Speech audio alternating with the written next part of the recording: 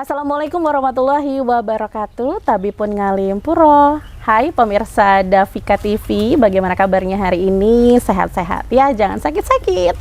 Karena kenapa? Kita tengah menjalankan ibadah puasa, jadi kita emang harus selalu menjaga kesehatan kita agar kita bisa menjalankan ibadah puasa kita dengan hati yang senang, dengan kesehatan yang prima. Jadi kita bukan hanya fokus ke ibadah saja, tapi kita juga harus memikirkan kesehatan juga. Membahas kesehatan, pemirsa Davika TV, kali ini ada program spesial Ramadan, persembahan dari Davika TV, yaitu program Ramadan Sehat, di mana program ini kita akan berbincang dengan tenaga medis untuk membahas kesehatan terkait kesehatan kita selama kita menjalankan ibadah puasa.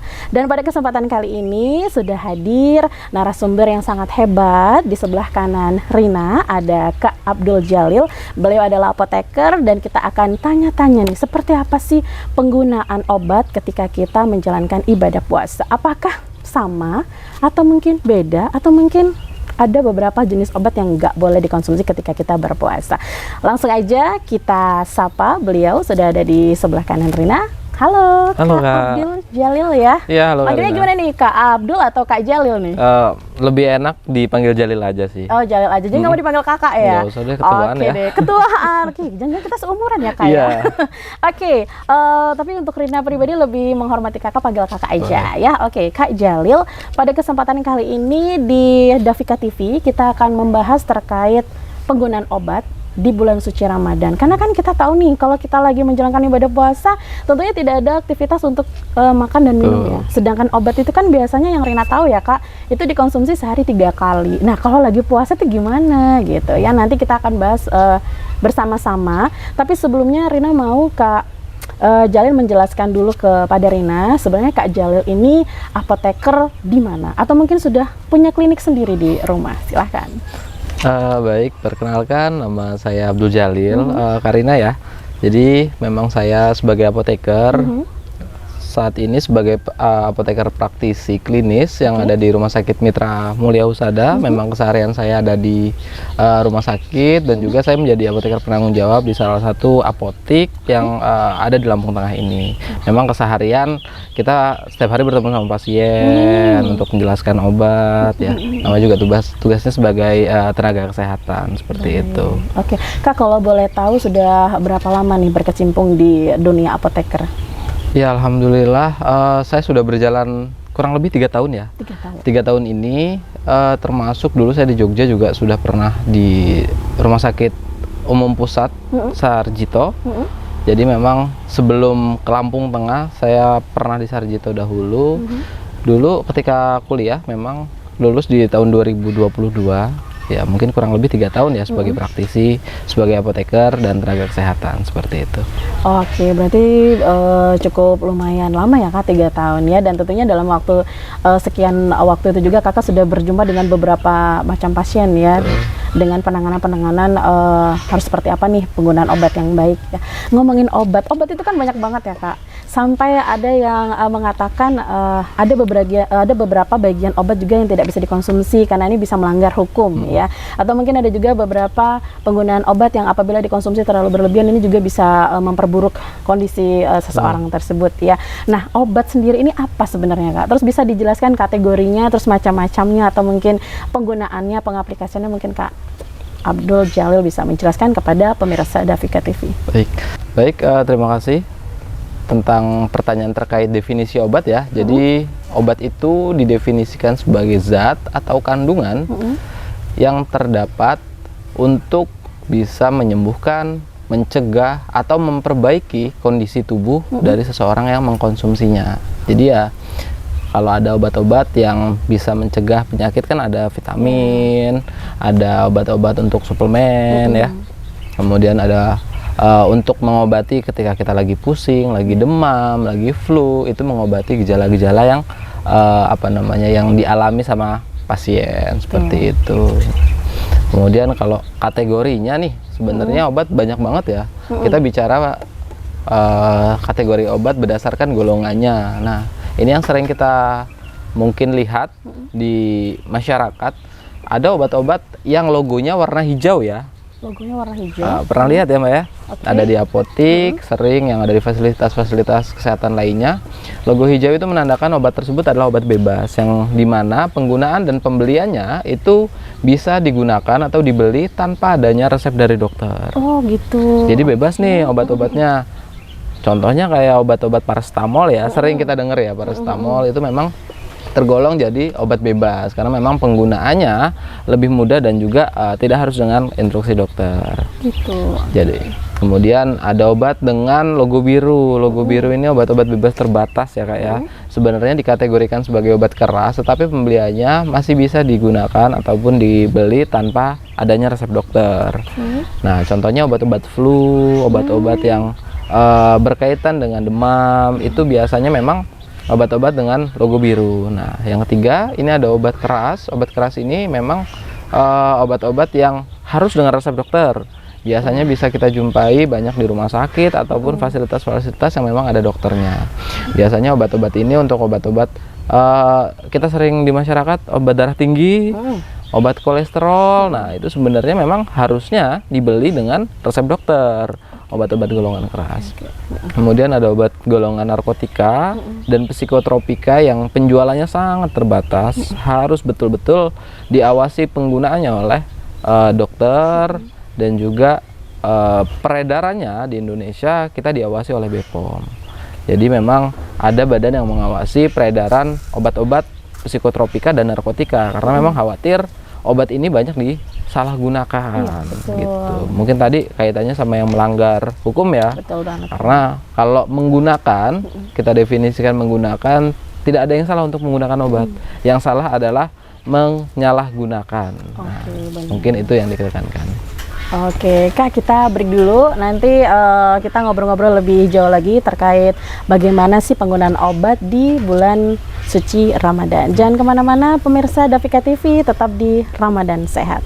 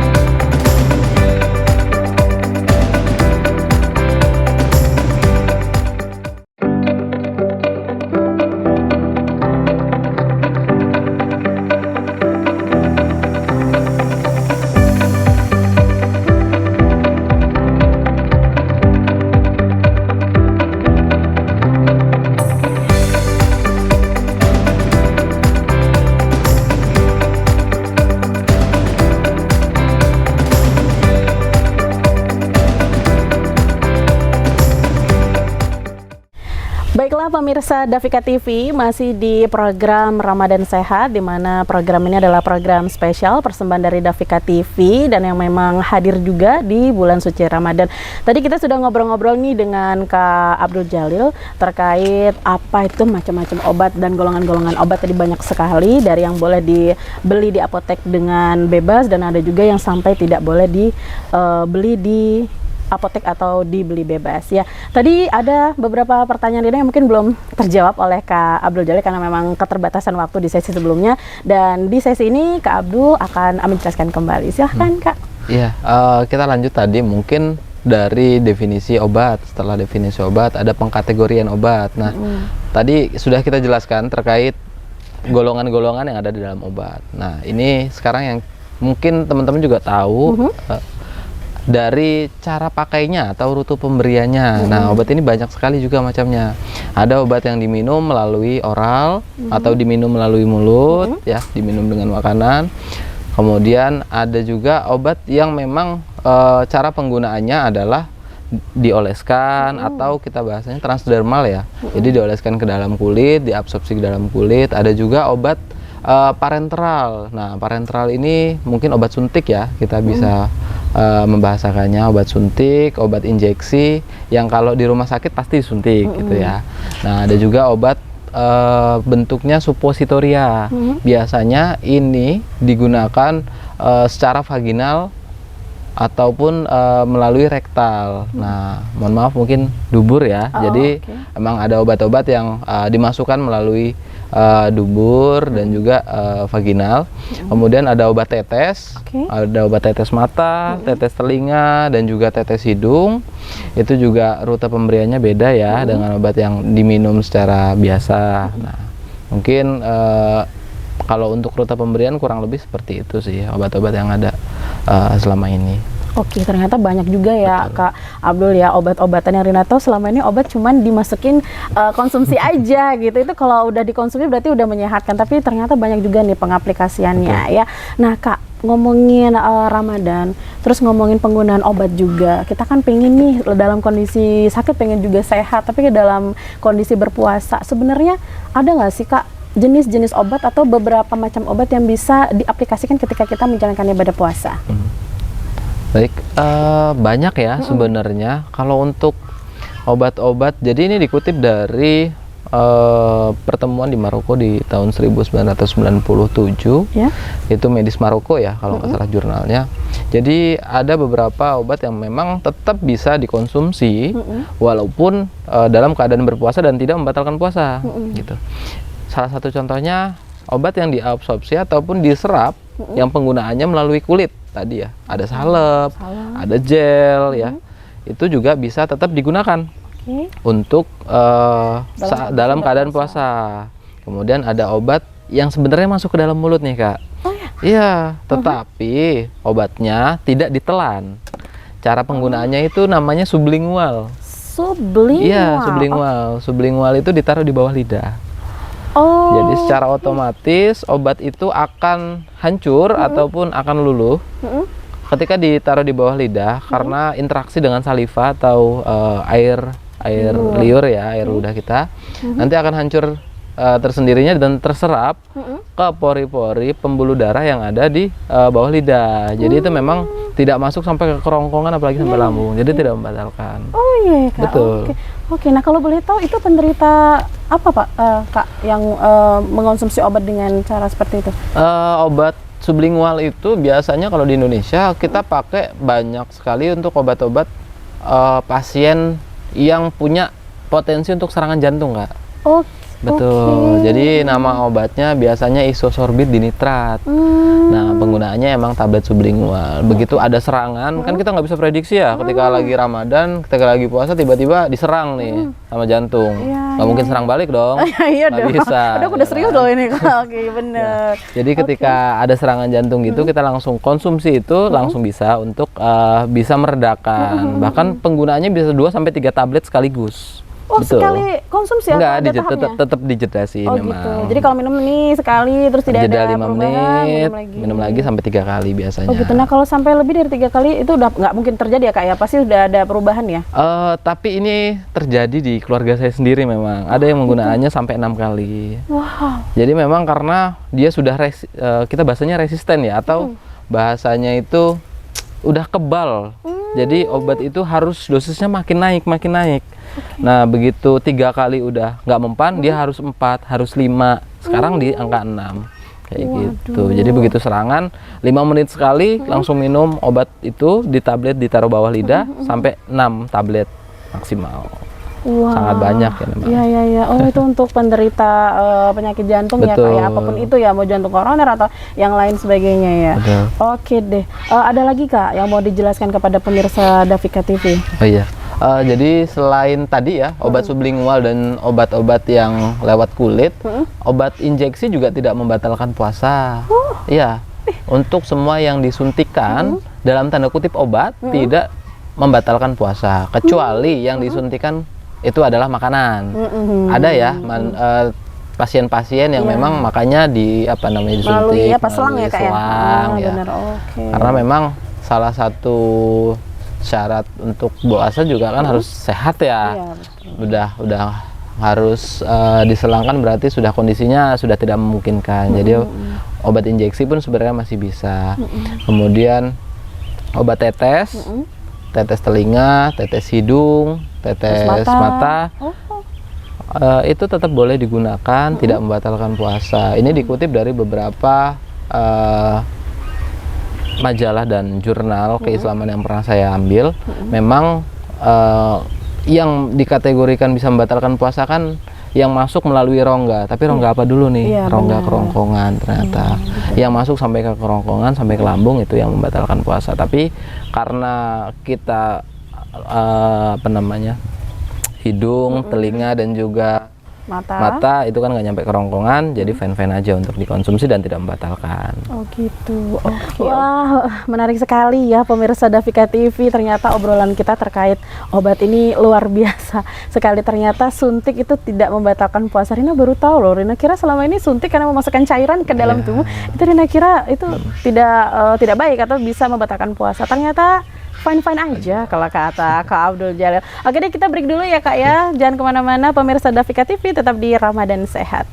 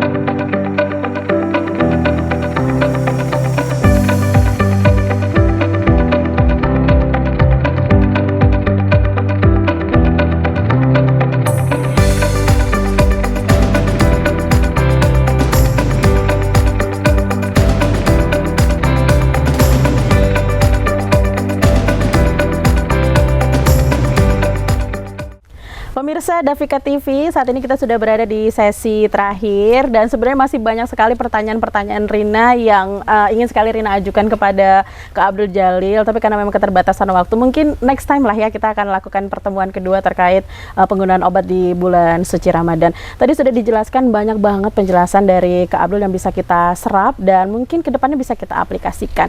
Ngomongin penggunaan obat di bulan Ramadan sesuai dengan tema kita pada kesempatan kali ini, sebenarnya ada nggak sih Kak metode penggunaan obat ketika kita menjalankan ibadah puasa dan tidak menjalankan ibadah puasa? Silahkan. Pasti banyak ya perbedaan ya ketika kita puasa dan tidak puasa, karena kan penggunaan obat yang di siang hari ada, yang sore hari ada, yang pagi hari ada. Jadi kita memang ada cara untuk kita bukan mengakali ya, biar lebih tetap efektif penggunaannya walaupun kita tetap berpuasa. Jadi untuk penggunaan obat-obat ada beberapa cara ya untuk kita bisa lebih efektif atau tetap efektif selama puasa. Untuk yang penggunaan 1 kali sehari mungkin kita bisa minum di sahur ataupun di ketika berbuka ya, ketika sesudah makan. Berarti kan kalau untuk sudah makan setelah sahur kan berarti kita sahur duluan nih. Nah, biar nanti ada jeda waktu untuk makannya. Kemudian kalau misalnya buka juga bisa setelah makan beratnya. Kemudian untuk yang 2 kali sehari untuk bisa digunakan ketika sahur dan juga sesudah berbuka. Kemudian untuk yang 3 kali sehari nih.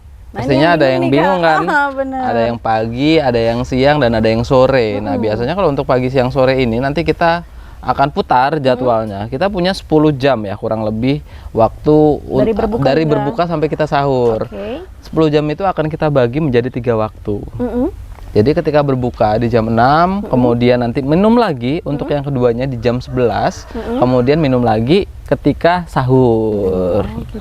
Nah, perlu dicermatin juga nanti untuk penggunaan obat antara sesudah ataupun saat makan dan sebelum makan itu harus jelas dulu ini batasnya sampai mana ya. Karena khawatirnya kan kita kejar-kejaran sama waktu nih ya.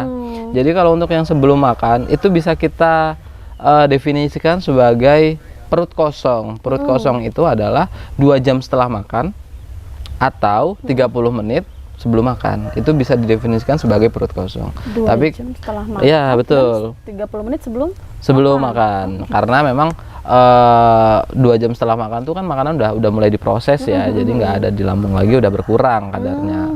Kemudian kalau misalnya saat makan dibarengi makanan nih, ada obat-obat yang memang efektif ketika dia bersatu sama nasi, bersatu dengan makanan. Nah, itu juga kalau bersamaan berarti memang ketika dia makan selesai makan, minum, langsung minum obat. Itu saat makan gitu. Nah, kalau yang setelah makan? Yang setelah makan kan tadi ada jedanya dulu Oh, sedikit. berarti nunggu dulu Iya, baru minum obat. betul. Oh, berarti kalau sana ini diminum setelah makan Setelah ya? makan Oh, ya. berarti yang dijeda itu ya, Ya, Kak, ya? jeda 5 menit, 10 menit lah, nggak yang kemudian begitu makan selesai langsung. Oh, kayaknya aku selama ini salah, Kak, minum obatnya. Oh, kirain setelah makan ya habis makan langsung. Oh, ternyata ada ininya Ya, juga. tetap kita jeda gitu. Oh, gitu. Oke. Nah, mm-mm.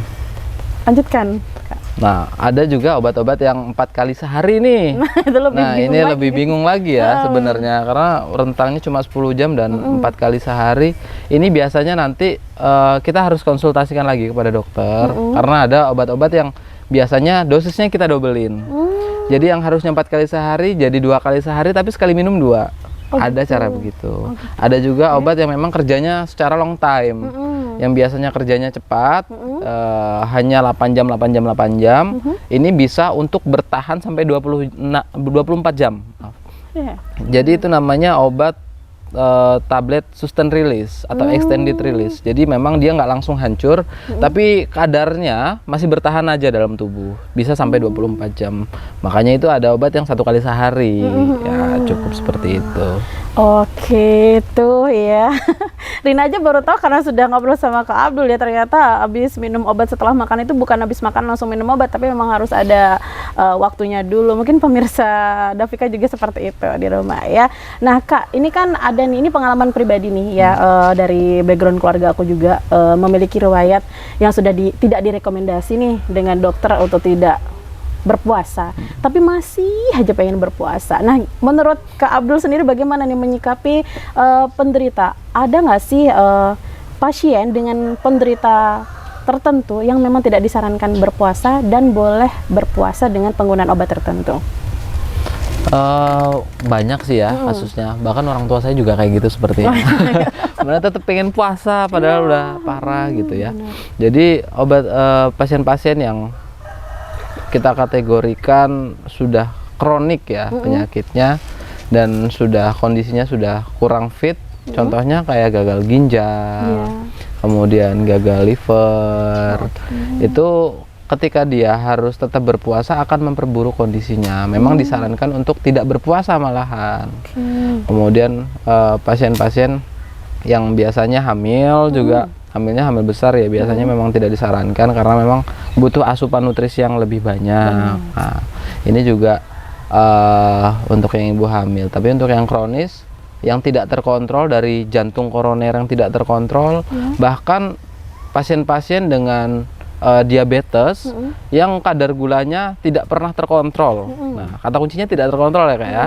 Jadi kalau memang dia selalu naik turun, tidak patuh minum obat sebelum-sebelumnya, akhirnya semuanya glukosa darahnya naik turun tidak beraturan, itu memang tidak disarankan. Apalagi penggunaan insulin, sudah pakai penggunaan insulin. Jadi ada obat insulin yang disuntikan itu sampai lebih dari 40 IU per hari. Jadi ada dosisnya juga itu. Kalau memang kategorinya sudah sampai 40 IU per hari, international unit, itu dia memang tidak disarankan untuk berpuasa. Seperti itu. Oke. Ternyata ada beberapa penyakit kronis pemirsa Davika TV yang memang tidak disarankan untuk berpuasa. Dan untuk Kak Abdul sendiri menyarankan ya, untuk yang tidak disarankan tidak berpuasa, ya lebih baik nurut aja ya, Kak ya, karena itu bisa memperburuk kondisi kesehatan Anda, pemirsa Davika TV ya. Dan tentunya Allah Maha mengerti ya, Kak, Maha mengetahui hal itu. Nah, Kak Abdul Jalil ini sebenarnya masih banyak lagi yang mau kita obrolin, tapi mungkin next time lah ya, Kak. Sekarang pesan atau mungkin tips dulu deh, tips menjaga kesehatan kita di bulan suci Ramadan, Kak. Seperti apa tuh?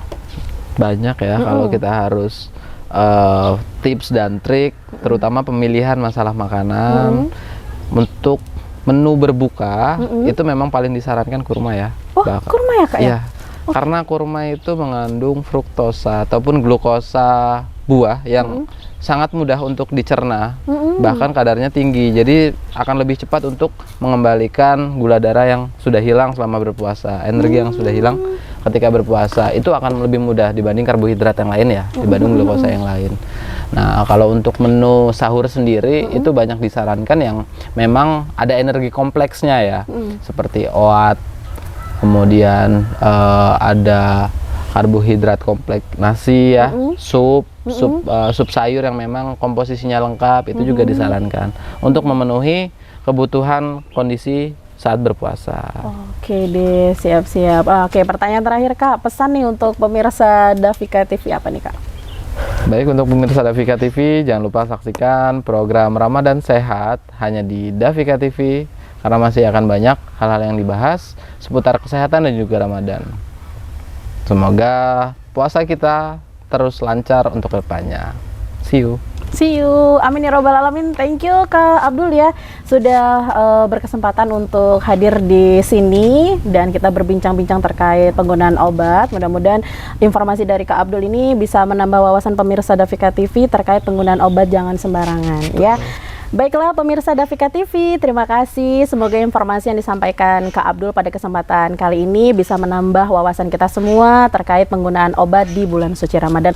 Dan semoga puasa kita hari ini lancar, tidak ada halangan dan hambatan, dan tentunya diberkahi oleh Allah Subhanahu wa Ta'ala.